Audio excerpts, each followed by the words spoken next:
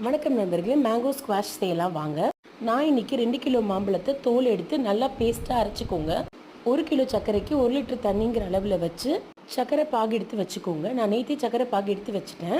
ஒரு பெரிய கடாயில் இந்த சர்க்கரை பாகு ஊற்றிட்டு ஒரு லெமன் பிழிஞ்சு விட்டுக்கோங்க. இதுதான் ப்ரிசர்வேட்டிவ். இப்போ அரைச்சி வச்சுருக்க 2 கிலோ மாம்பழத்தை இதோட சேர்த்து கிண்டிகிட்டே இருக்கணும்.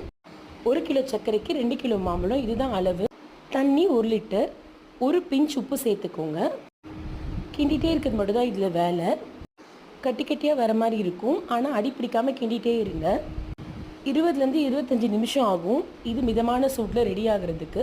இந்த மாதிரி பபிள்ஸ் வந்து நல்லா கலர் மாறினதும் அமர்த்திடலாம். ஃப்ரிட்ஜில் ஒரு டப்பாவில் இல்லைன்னா பாட்டிலில் நீங்கள் 3 மாதம் வரைக்கும் ஸ்டோர் பண்ணி வைக்கலாம்.